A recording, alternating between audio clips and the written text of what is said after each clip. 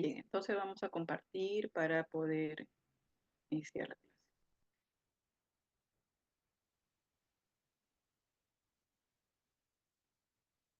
Y ustedes me van a decir si escuchan.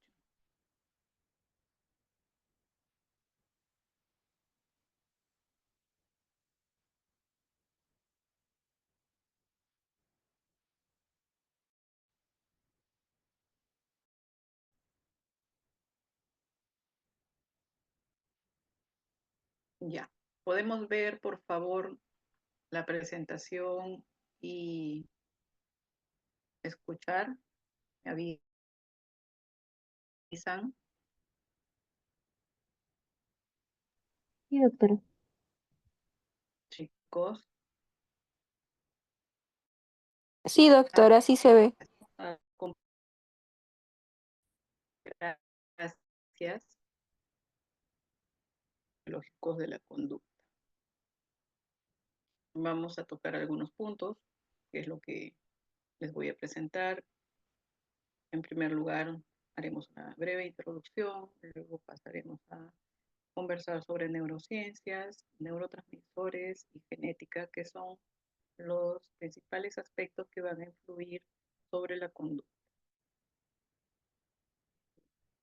A ver, vamos a ver si lo puedo presentar en grande. Entonces, con respecto a la parte psicobiológica, ustedes van a poder observar que esta es una rama de la biología que nos va a ayudar a comprender la conducta humana. Va a estudiar precisamente todos estos aspectos biológicos que sirven para entender cómo nos relacionamos y cómo el ser humano se ha ido adaptando a todos estos variables, factores que van a influir en el medio ambiente y que van a desarrollar la vida del ser humano. Y sobre ello van a existir tres principales ejes biológicos que se dice que son los que van a condicionar nuestras actitudes, nuestro comportamiento, ¿ya? Y vamos a transcurrir la clase conversando de estos principales sistemas. Hablaremos un poco sobre el sistema nervioso, sobre el sistema endocrino y sobre genética. Hay otro cuarto factor importante que es la interacción con el ambiente, que se refiere a las circunstancias a través de las cuales hay información guardada en nuestros genes, pero que va a estar modulada por el ambiente tanto interno como externo. ¿Ya? Y entonces el todo que vendría a ser este ser condicionado ya por los genes va a ser desarrollado con estos factores ambientales para dar lugar a la conducta que va a iniciar desde que el ser humano empieza a tener conciencia hasta el final de su vida. ¿Ok?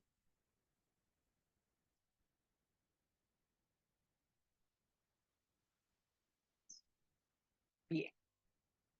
Entonces, vamos a ver que decíamos que el sistema nervioso era uno de estos ejes biológicos. Y sobre el sistema nervioso, vamos a ver que Doctora, disculpe que le corte, se entrecorta. ya, sí, sí, gracias por avisar.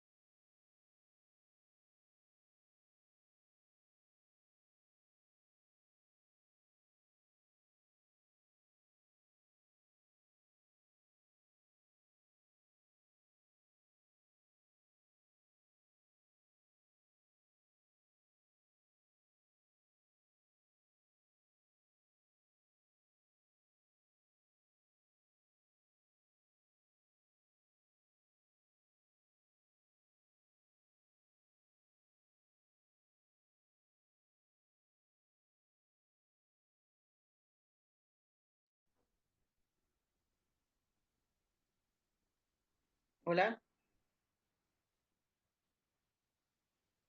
Ya, ahora sí están ahí.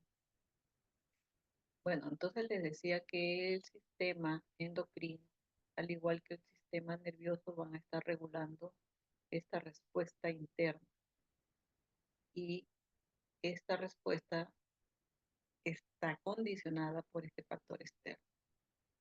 Ahora recordarán ustedes que el sistema endocrino va a estar compuesto por muchas glándulas y hormonas, ¿no? Las hormonas son estas sustancias que van a regular los líquidos corporales a través de sus células, ¿no? Y van a regular también las actividades que ocurren en estas células. ¿Y esto para qué? Para mantener un equilibrio en el medio interno corporal. También sabemos que el metabolismo, y hay otras funciones como la de que condiciona la morfología corporal. También van a actuar sobre la conducta, sobre el carácter y la inteligencia. Entonces pueden ustedes recordar seguramente que este nivel hormonal adecuado puede condicionar pues que el ser humano se desarrolle adecuadamente con respecto al peso, a la talla, y también si estuviera alguna alteración pues también se alterará el peso y la talla corporal. Igual también hay una acción en la conducta, incluso como les decía, el carácter y la inteligencia, ya que ya lo verán seguramente cuando vayan a ver hacer sus clases sobre pediatría, que usualmente se están haciendo tamizajes neonatales de el perfil tiroideo en los recién nacidos, ya que se sabe que alteraciones en las hormonas tiroideas pueden condicionar la deficiencia en la inteligencia de los neonatos, y posteriormente va a generar una repercusión que va a ser irreversible. Entonces, ¿para qué nos sirve todo esto? Ustedes podrán decir ahora, bueno, les estoy explicando más o menos cómo va a intervenir el sistema nervioso y las hormonas del sistema endocrino. Nos sirve para integrar, sirve para conocer, analizar.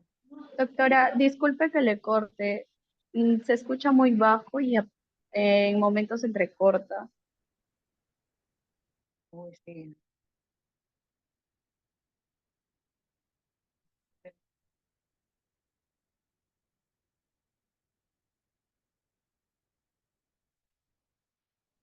a ver, estoy tratando de ver acá está diciendo que sí está conectado al internet.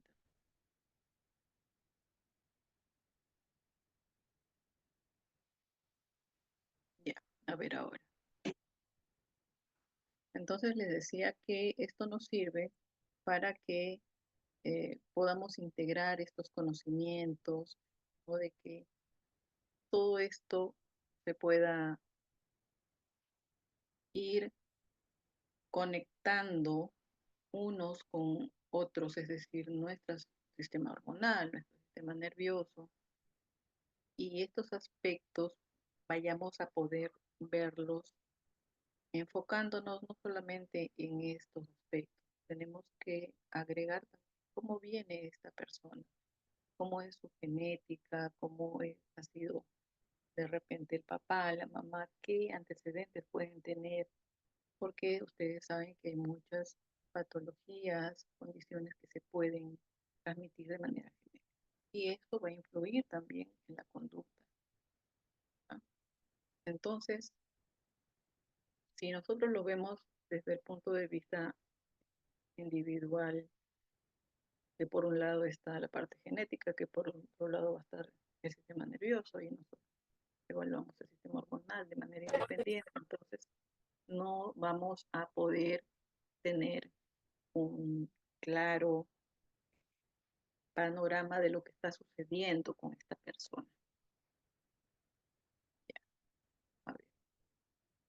Entonces, cuando hablamos de neurociencias, vamos a ir estudiando estas ciencias que van a tratar de comprender que nuestros procesos mentales van a tener influencia de toda esta parte biológica, de toda esta parte neurológica y endocrinológica que estamos conversando para poder entender qué es lo que va a suceder con la conducta.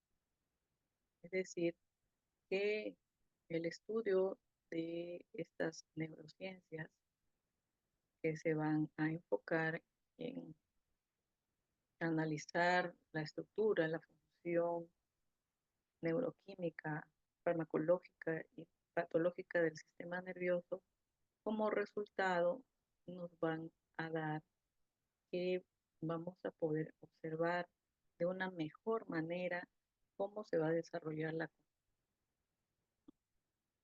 y por consecuencia, si hubiera alguna alteración del sistema nervioso o como lo decíamos anteriormente del sistema hormonal, vamos a tener que la conducta de repente no va a ser una conducta adecuada, de repente no va a ser una conducta que consideremos normal, ¿no? O que haya unas reacciones normales. Y sabemos también cuando observamos conducta que esto va a tener que ser evaluado, ¿no? Cuando observamos las conductas, tenemos que ir a ver qué ha pasado con este paciente. Quizás tenga alguna alteración hormonal y tengo que enfocarme en ver qué está pasando con su sistema hormonal. Si es posible pedir exámenes auxiliares, si es posible solicitar que lo vea el endocrinólogo. Es decir, que no solamente nos vamos a enfocar solamente que su conducta está alterada, sino que tenemos que ver y estudiar por qué está así. Igual, sabemos que hay influencia de alteraciones del sistema nervioso. Es decir, la conducta del paciente por algún motivo está alterada, tenemos que buscar la explicación y ver qué está pasando en su sistema nervioso. Hay una alteración a nivel cerebral o el sistema nervioso periférico que condiciona que esa conducta haya sido alterada, tenemos que estudiarla también. Entonces, el estudio de estas neurociencias de manera integral va a hacer que podamos comprender por qué la conducta se presenta de tal o cual manera. Entonces, para eso nos está sirviendo. Igual si el paciente ya está recibiendo algún tratamiento o ya está siendo evaluado, tenemos que tener en consideración también esto. El paciente presenta esta conducta y ya está recibiendo tratamiento, entonces será apropiado el tratamiento, estará regulando, estará ayudando al paciente o no. Eso tenemos que también tenerlo en consideración.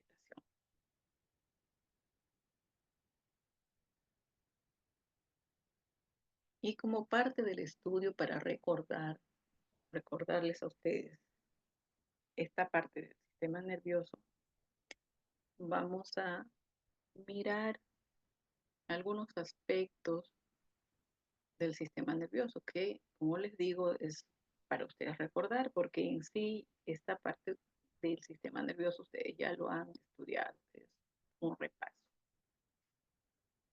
Entonces, mencionarles sobre la neuroanatomía funcional de la corteza cerebral, ¿no? Sabemos que podemos hablar del encéfalo, ustedes ya saben que es un órgano que va a ejercer el control de la conducta y que va a dividirse en dos hemisferios principalmente.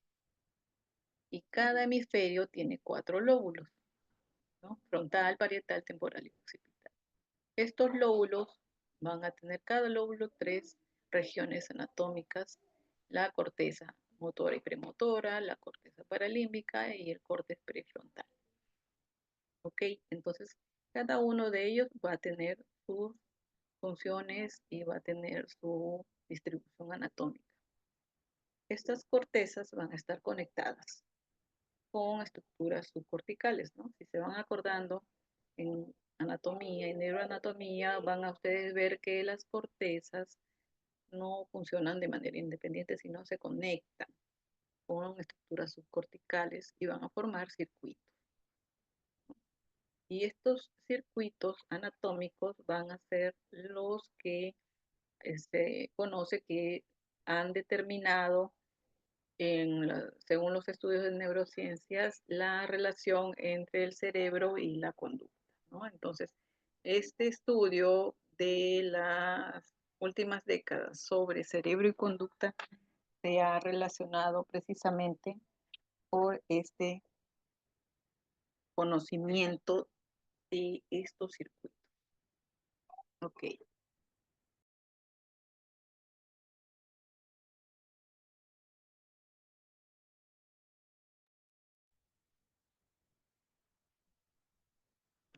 Acá para hacerles recordar las áreas subcorticales, ya. Acá estamos viendo en este esquema, pero ustedes ya se van a ir acordando cuando lo repasen que tenemos el tálamo, el hipotálamo, el sistema límbico que está compuesto por el hipocampo, la amígdala, la circunvolución cingulada, el bulbo olfatorio y los cuerpos mamilares. También tenemos los ganglios basales. Dentro de los ganglios tenemos el cuerpo estriado, el globo pálido, la sustancia negra y el núcleo subtalámico. Entonces, estas son las áreas subcorticales que se van a conectar con la corteza cerebral que vimos en la lámina anterior. Y desde ahí se van a formar circuitos que van a estar unidos. Otro término importante que es necesario que conozcamos en neurociencias es este término de neuroplasticidad, que no vamos a decir que es reciente, ya tiene algunos años, pero que ha sido un término que ha venido a hacer cambios en conceptos que se tenían hasta hace algunos años y que ha generado pues gran controversia y motivos de investigación, ya que nos han dado muchas eh, esperanzas y de repente buenas noticias con respecto a eh, la mejora de algunas enfermedades y trastornos que se pueden presentar a nivel cerebral. ¿Y qué pasa? Que según la Organización Mundial de la Salud, la neuroplasticidad viene a ser la capacidad de las células del sistema nervioso para regenerarse anatómicamente y funcionalmente. Entonces, estas células tienen esta capacidad de regeneración, lo cual antes se creía que no, que si una célula estaba dañada ya no había vuelta atrás, ya no se podía recuperar, ¿no? Pero ahora con estos estudios sobre neuroplasticidad ya se sabe que sí es posible la regeneración, y no solamente anatómica, sino también funcional, lo cual es mucho más importante. Y estas pueden regenerarse aún después de estar sujetas a influencias tanto patológicas ambientales o del desarrollo, aún incluyendo traumatismos y enfermedades. Bueno, ese es el término que nos da la Organización Mundial de la Salud. Pero también se refiere a la capacidad del cerebro para adaptarse a las circunstancias y cambiar como resultado de la conducta y la experiencia, ¿no? Y en ese concepto se basa uno de nuestros principios en psiquiatría, que es la psicoterapia, ¿no? En esta capacidad del cerebro de adaptarse, de cambiar, y esto va a ser como resultado de nuestras experiencias y de nuestras conductas. Entonces, nuestro cerebro tiene esa posibilidad de adaptarse a los cambios y, según esta adaptación que tengamos, modificar conductas.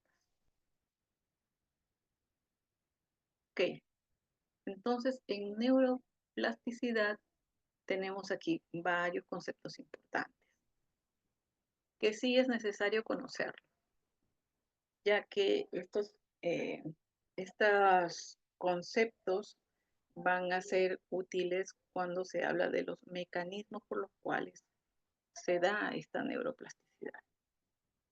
Uno de ellos es la neurogénesis.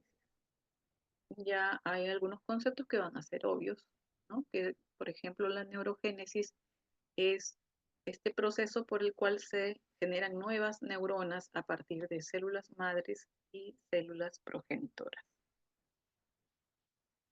El otro que es importante es el mecanismo de regeneración axonal, ¿no? Es un proceso donde la neurona, como las células de Schwann, fibroblastos, células endoteliales y macrófagos, van a regenerarse como producto de una lesión axonal.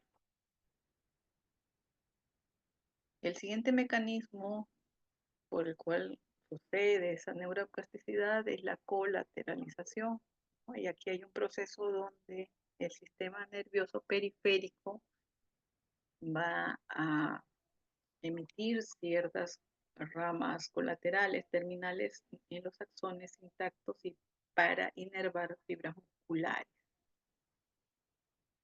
En la sinaptogénesis, en la formación de sinapsis, a pesar de que se va produciendo durante toda la vida de la persona sana, se dice que hay una explosión de sinapsis durante el desarrollo temprano del cerebro, ¿no? Es decir, que por ejemplo en los niños pequeños hay una gran cantidad de sinaptogénesis porque se está dando este desarrollo cerebral.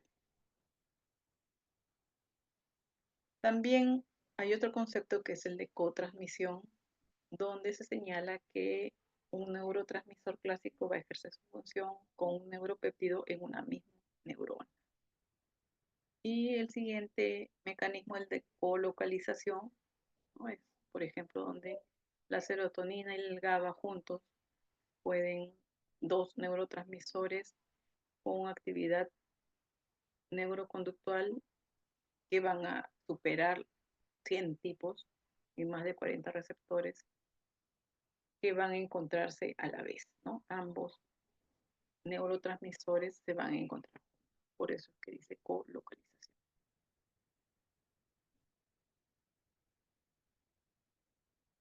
Y la neuroplasticidad, estamos diciendo que es esta capacidad que tiene el sistema nervioso para regenerarse y adaptarse, va a implicar cambios en el tejido neuronal, como lo que ya habíamos visto. Esto es igual que la lámina anterior, ¿no? Acá estamos señalando la neurogénesis, la regeneración axonal, la colateralización, la sinaptogénesis, la cotransmisión y la colocalización. Y bueno, sabemos ya de qué se trata la neuroplasticidad, sabemos qué mecanismos están implicados y hablamos de que ahí van a intervenir los neurotransmisores. Entonces ahorita nos va a tocar hablar de estos neurotransmisores que están implicados dentro de estos mecanismos también. Y justo vamos a conversar en primer lugar sobre dopamina, ¿ya? Luego hablaremos de serotonina y luego hablaremos de otros neurotransmisores como el GABA y el glutamato que también son importantes para conocimiento. En adelante, cuando hablemos sobre medicamentos utilizados en psiquiatría, vamos a ver que ellos están desarrollándose porque actúan a nivel de estas sustancias que son los neurotransmisores. Vamos a referir cuando hablamos de antipsicóticos que tienen acción a nivel de este neurotransmisor que es la dopamina. Cuando hablemos de antidepresivos, su principal acción va a ser a nivel de serotonina. Y así, vamos a ir viendo que tanto las patologías que se van a presentar en psiquiatría, así como los neurotransmisores que están implicados, vamos a estar muy relacionados. Por eso es importante que sepamos de qué se tratan estos neurotransmisores. ¿Ok? Bueno, entonces, en primer lugar, hablaremos de dopamina. Acá tiene una imagen que es la representación de la dopamina, ¿no? Y cómo se llega a sintetizar. La dopamina se va a formar a partir del aminoácido fenilalanina, que luego es convertido a tirosina, luego a dopa, y por acción de la dopa de carboxilasa se convierte en dopamina. ¿Ok? Esta dopamina formada es destruida por acción de la MAO. La MAO es la enzima monoaminoxidasa. Y otra parte es recaptada para ser utilizada por una bomba de recaptación de serotonina. ¿Ok? Entonces, la dopamina, ¿dónde la vamos a encontrar? ¿Para qué nos sirve o qué hacemos con esta dopamina? La dopamina, sustancia neurotransmisor importante, se distribuye en la retina, en el hipotálamo, en el tronco encefálico, en los sistemas activadores mesoestriados como el gluconíger, en el área mesolímbica y mesocortical, en este núcleo tegmental ventral, ¿no? Y en varios otros lugares a nivel cerebral. Y también sabemos que la dopamina tiene receptores donde va a ejercer su acción. Hay un receptor dopaminérgico 1, luego el D2A, D2B, D3, D4 y D5. ¿Y estos para qué nos sirven estos receptores? Porque ahí vamos a ver cómo actúan los psicofármacos en estos receptores para el desarrollo de la acción dopaminérgica. Y les decía, ¿y para qué nos sirve la dopamina? O sea, ¿cuál sería el interés de nosotros en conocer la dopamina o qué acción importante tiene? Y acá tengo esa respuesta a esta pregunta. Las funciones de la dopamina, en primer lugar, se encuentran en la motivación que tenemos cada ser humano. Luego, en el sistema de refuerzo por recompensas.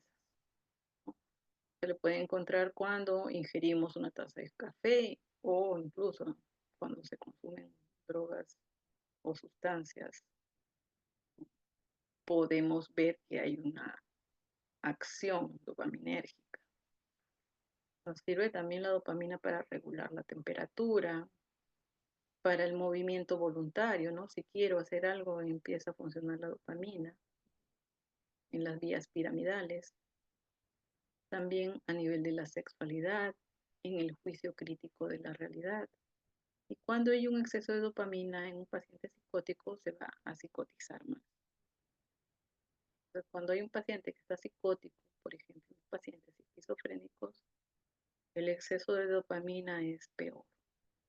Entonces, ahí utilizamos nosotros medicamentos que van a bloquear la dopamina, como los antipsicóticos. Y acá podemos ver un esquema, ¿no? Ustedes en este esquema van a ver las vías dopaminérgicas, cómo está relacionada. Veíamos la corteza cerebral con los núcleos subcorticales que van a formar circuitos. Las vías dopaminérgicas están presentes en esta lámina, tienen 4 vías dopaminérgicas. La vía mesocortical, la vía nigroestriada, la vía tuberoinfundibular y la vía mesolímbica. Es decir, que a través de estas vías se van a comunicar estas áreas cerebrales y ahí se va a ejercer su acción para determinar todas estas funciones que hemos detallado aquí. Entonces, ese es el sentido de saber dónde están distribuidas eh, la dopamina y cómo va a ejercer su acción. Y decíamos que vamos a hablar de los neurotransmisores. Ahora nos toca la serotonina. La serotonina se sintetiza a partir del aminoácido triptofano. Acá hay un esquema también del triptofano. que se va a convertir en 5-hidroxitriptofano por acción de esta enzima de carboxilasa, y luego va a convertirse en hidroxitriptamina o serotonina. Y actualmente se conocen los receptores de la serotonina que están detallados aquí, ¿no? Hay 5-HT1, 5-HT2, 5-HT3, 5-HT4, 5-HT5. Y en el tipo 1 hay A, B, C, D, ¿no? Entonces se han encontrado muchos receptores para la serotonina.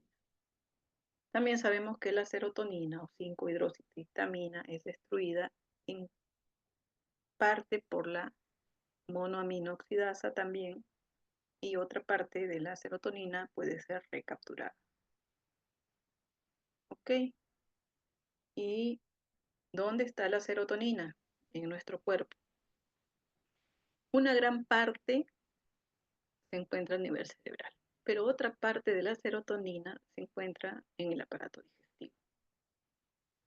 Entonces, la que está a nivel cerebral se encuentra en los núcleos del RAFE, en las neuronas que se distribuyen también en la médula espinal, en el cerebro, en núcleos subcorticales y en la corteza cerebral.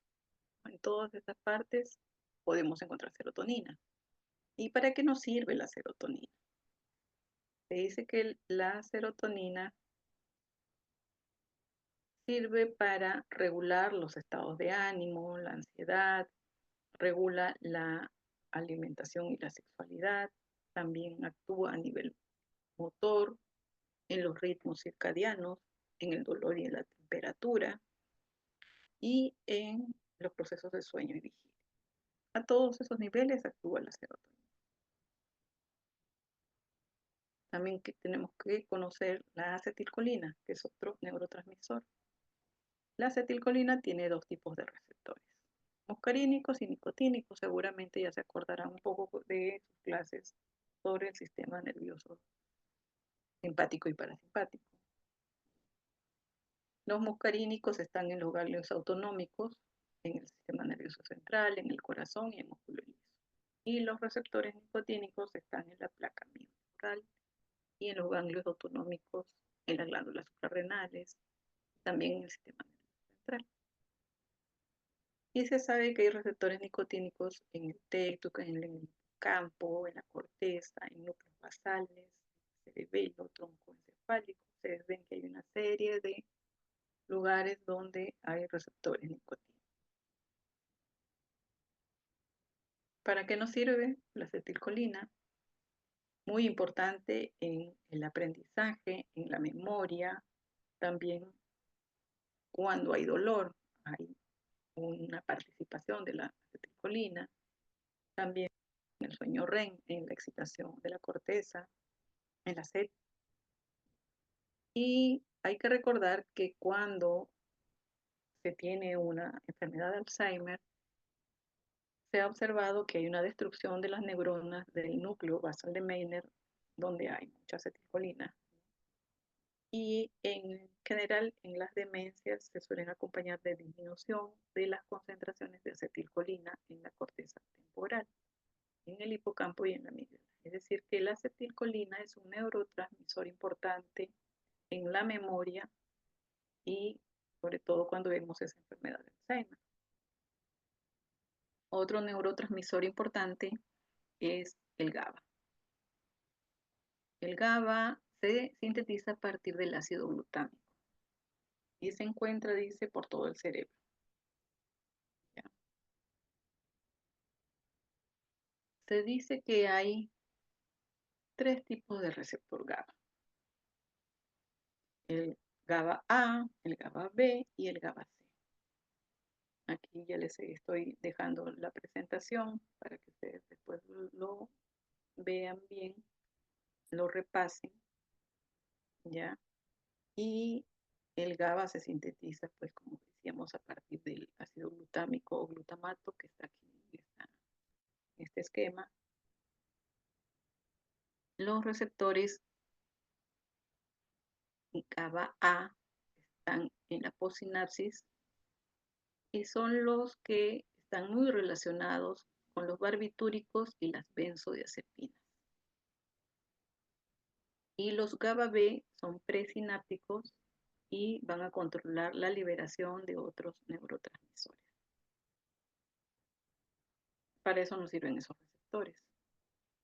El GABA se elimina en la sinapsis por transportadores específicos y el GABA que se recupera se metaboliza.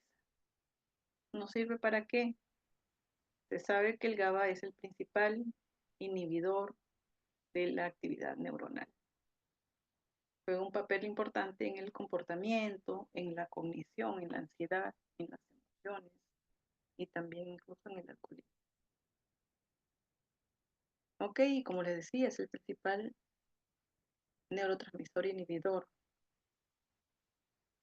Hay un esquema del GABA aquí. Y luego nos pasamos al glutamato.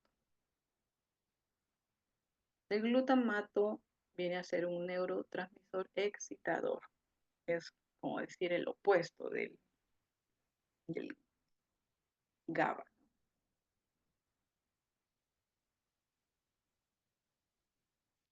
La hipoactividad del sistema glutamatérgico por bloqueo de un receptor que es el NMDA puede producir las alucinaciones y la disociación de la realidad que se encuentra como característica de la esquizofrenia. Entonces podemos ir de esta forma dándonos cuenta que esta hipoactividad del glutamato podría generar síntomas a nivel de patologías graves como la esquizofrenia. Por eso es que también es importante que conozcamos el sistema glutamatérgico. Y cuando hay una hiperactividad, más bien, se produce una cascada excitatoria en el sistema nervioso, lo va a generar una neurotoxicidad y va a magnificar los daños cuando hay, por ejemplo, hipoglicemia, hipoxia o entonces un exceso de actividad glutamatérgico va a resultar tóxico para el sistema nervioso. Entonces debe haber una regulación. No puede estar en poca actividad ni en hiperactividad, porque de ambos lados se van a producir síntomas o alteraciones. El glutamato es un aminoácido que se produce a partir de la glutamina y se elimina en la sinapsis por medio de transportadores especializados. Luego de ser metabolizado, este es recaptado a los terminales neuronales. Y bueno, esos serían los neurotransmisores importantes de los cuales les quería conversar ahora. Cuando hablábamos al inicio de la clase, recuerdan, veíamos que habían factores que estaban influyendo en la conducta del sistema nervioso central. Ya vimos, recordamos un poco de su composición, de su distribución. Hemos hablado un poco de neurociencias y un poco sobre neurotransmisores. Y ya en esta parte vamos a conversar un poco sobre genética, que es también un factor importante que va a influir en la conducta humana. Y en la genética tenemos que decir que es una ciencia que estudia la herencia o la transmisión de los caracteres morfológicos y fisiológicos que se heredan de padres a hijos. Muy bien, hasta ahí creo que todos sabemos esto. También sabemos que la información genética se encuentra en el ADN, que se encuentra en los cromosomas. Sabemos que nuestra especie tiene 46 cromosomas y también sabemos que un par de estos cromosomas va a determinar el sexo en los seres humanos. ¿Ok? Esto es general, todos lo sabemos. ¿Qué es un gen? Un gen es el factor hereditario que controla un carácter. El genotipo vendría a ser el conjunto de factores heredados de los padres para un determinado carácter. Y el fenotipo es el conjunto de caracteres hereditarios que se manifiestan externamente.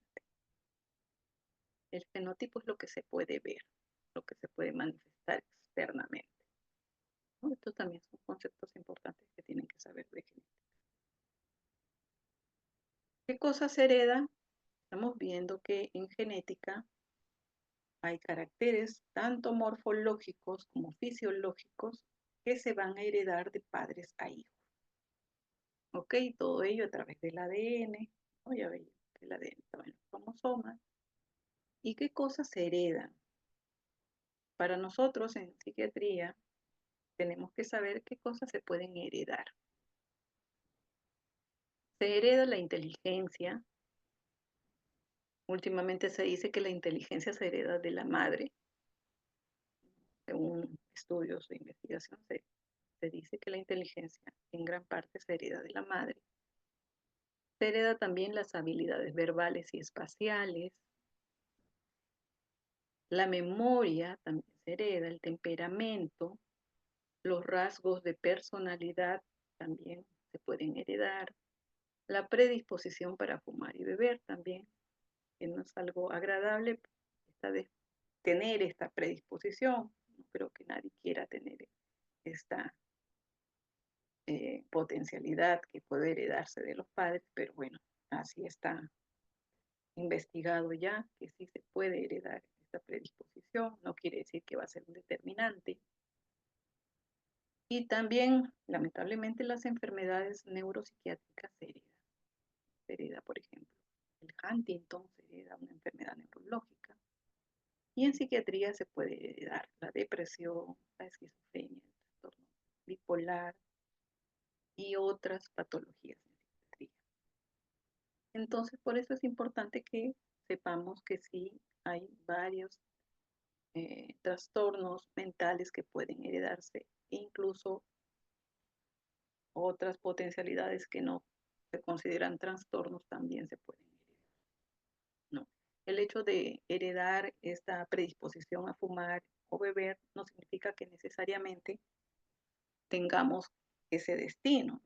Habíamos dicho que las conductas no solamente se van a influenciar por un solo factor, por ejemplo, por este factor genético. No podemos decir que porque nuestros padres o nuestros abuelos eran fumadores o con tendencia al alcoholismo, también el hijo o el nieto pues, podría heredar, ¿no? Existe la predisposición, sí, pero también existe el factor ambiental, ¿no? También existe este otro factor de la mamá o el papá, ¿no? No solamente somos producto de un solo factor genético, sino que hay una combinación de factores cuando se juntan estos cromosomas.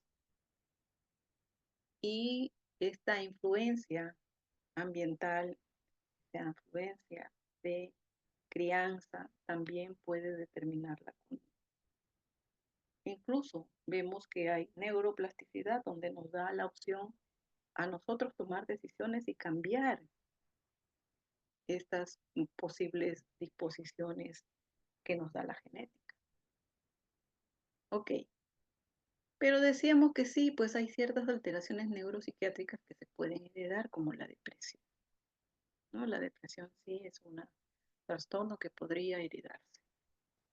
Entonces sabemos que en la depresión hay acontecimientos vitales asociados a la depresión, como por ejemplo, puede tener depresión alguna persona que tenga el fallecimiento de un familiar cercano, que de repente sufra o haya sufrido de violencia familiar, de una separación, de un divorcio, de conflictos conyugales graves. Y estos acontecimientos vitales se relacionan con la depresión. En las mujeres que tienen un riesgo genético bajo, la incidencia de depresión fue de 0.5 a 6.2%, ¿no? Las que tienen un riesgo genético bajo. Sin embargo, las mujeres que tienen riesgo genético alto, las probabilidades aumentaron de 1.1 a 14.6, ¿no? Hay una gran probabilidad de desarrollar depresión, ¿no? Aquí vemos como Sobre el alcoholismo, que es un marcador de riesgo genético, también sabemos que tiene cierta tendencia a inducir la depresión. Y las personas con un riesgo genético a la depresión muestran una mayor sensibilidad frente al estrés, ¿no? Es decir, las personas que tienen antecedentes de familiares con depresión podrían tener esa mayor sensibilidad cuando se les somete a circunstancias de estrés. Y sobre la depresión y la genética, durante mucho tiempo se pensó que el trastorno depresivo mayor tiene un componente genético basados en estudios familiares, de gemelos y de adopción. Entonces acá nos dicen que tener un familiar de primer grado con trastorno depresivo mayor nos aumenta el riesgo de diagnóstico de trastorno depresivo mayor en 2.84 veces. Este es el resultado de los estudios. Y en los estudios de adopción se observa que hay un aumento de hasta 3 veces en la tasa de depresión en los padres biológicos de una persona con depresión en comparación con los padres adoptivos. Y también se llegó a la conclusión de que la heredabilidad del trastorno depresivo mayor es de 40%, ¿no? Es una heredabilidad alta. Y bueno, hablábamos de depresión como una de las patologías más eh, relacionadas a esta posible heredabilidad. Y otra patología que les había mencionado es la esquizofrenia. Entonces, la esquizofrenia también es un trastorno que puede heredarse. Desde luego, nadie le gustaría pues, heredar alguna de estas patologías, pero bueno, es necesario que sepamos esto porque podemos hacer, ahora que ustedes están empezando, historias clínicas, elaborar historias clínicas e investigar sobre esta posible heredabilidad. ¿Cómo lo vamos a hacer? Pues investigando y preguntando a los pacientes que vayamos a elaborar la historia en sus antecedentes. ¿Algún familiar de usted fue alcohólico, tuvo depresión o tuvo esquizofrenia? Algunas veces, claro, nos pueden ocultar la información, pero algunas veces los pacientes, dependiendo de qué tanta confianza tengan al médico, nos pueden dar esta información y puede ser muy útil para ya el enfoque de tratamiento del paciente. Entonces, cuando hablamos de esquizofrenia, sabemos que es una enfermedad que se inicia aproximadamente entre los 15 y 25 años y que se inicia más precozmente en los varones.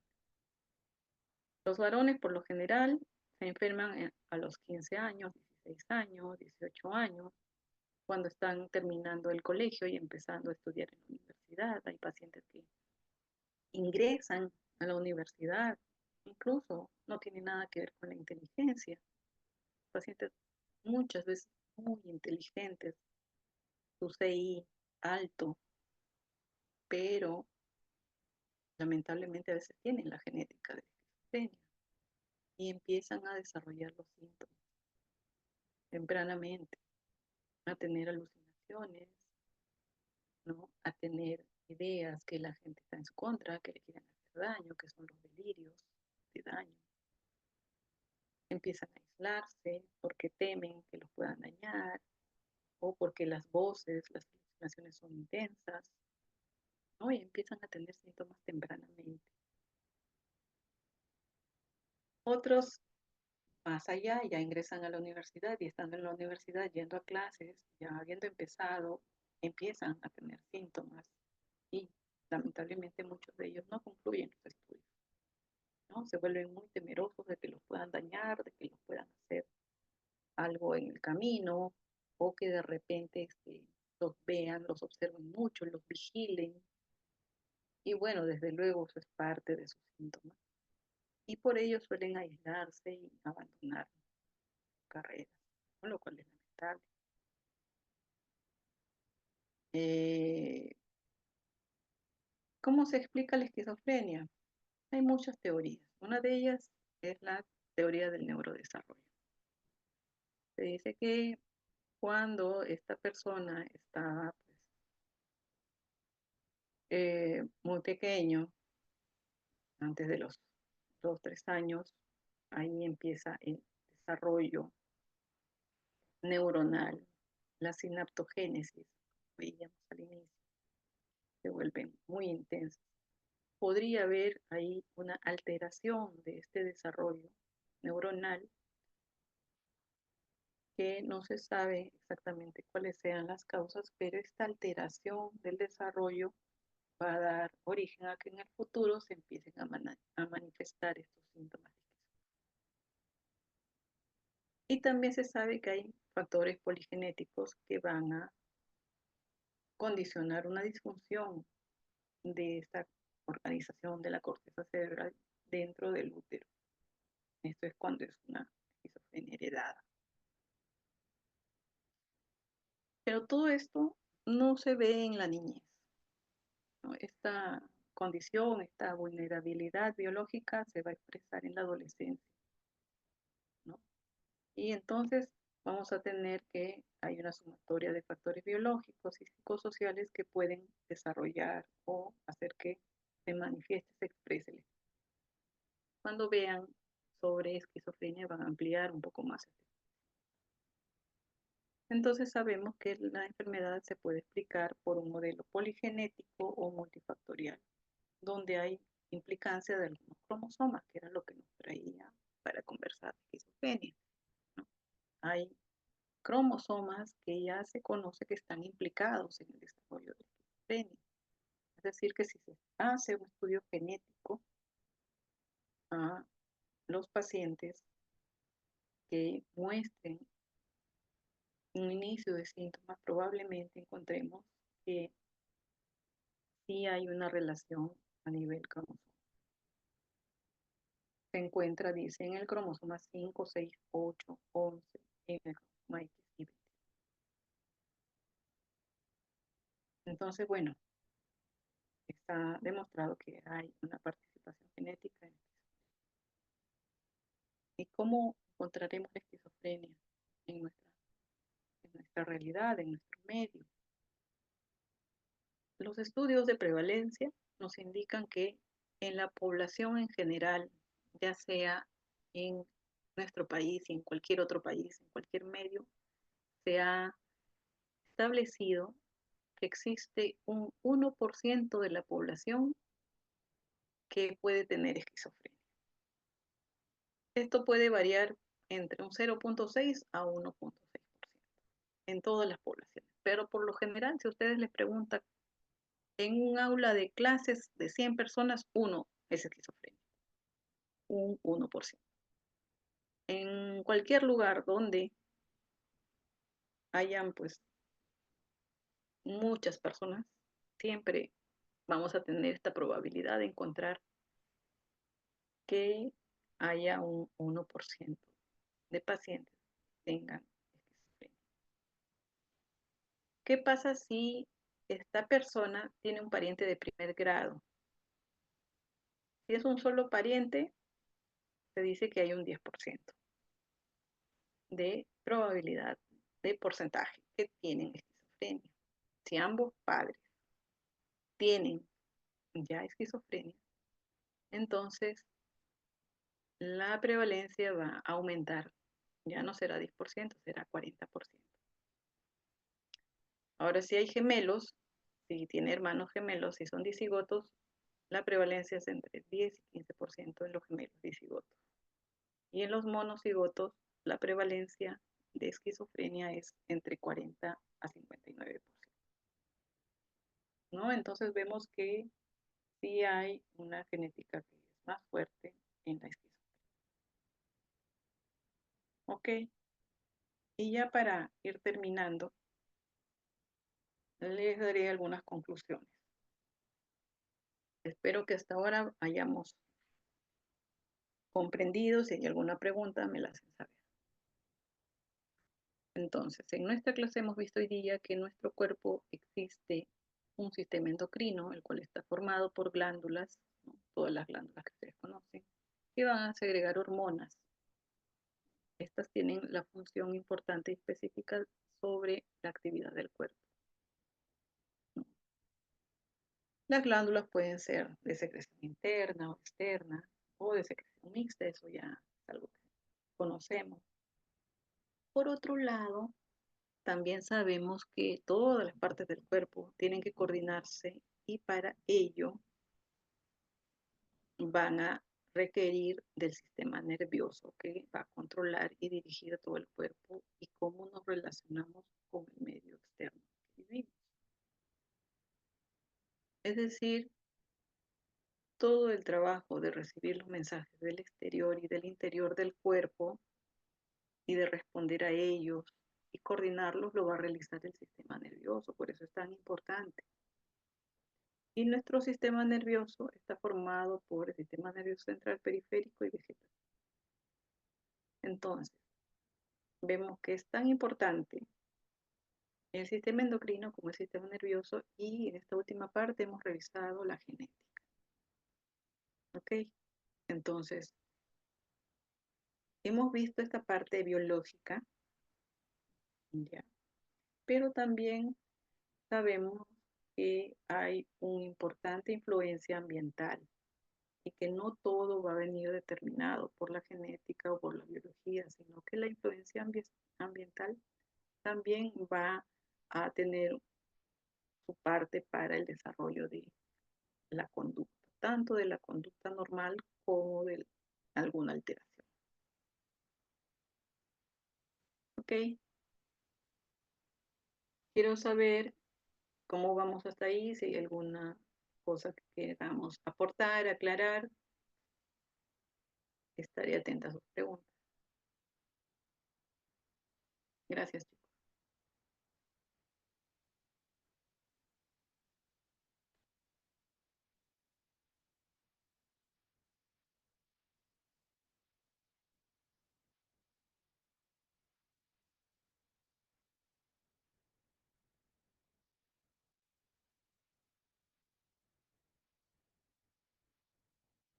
¿Alguien levantó la mano? Sí.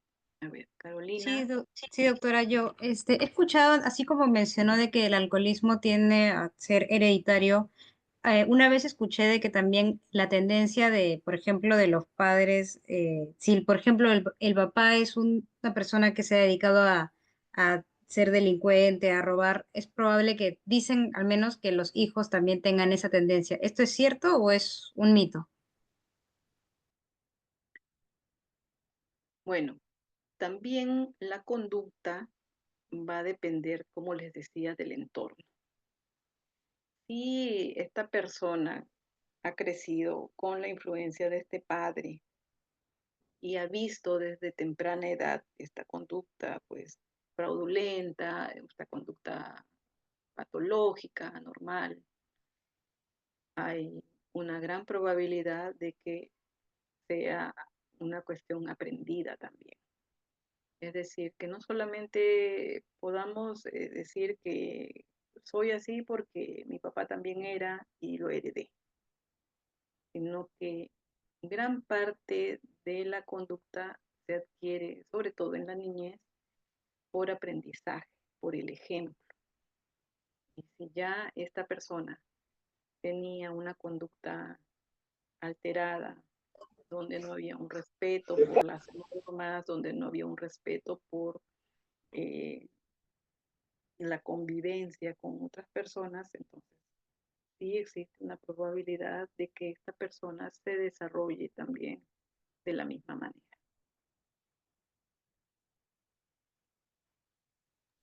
Gracias, doctora. Ya, ok.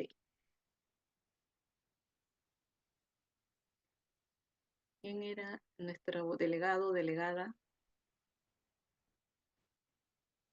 Sí, doctora. Gabriela, ya, Gabriela. Bueno, mm, voy a dejar de compartir, dejar de grabar y si no hay más preguntas, Ya los vamos a retirando, entonces, a ver. ¿Sí?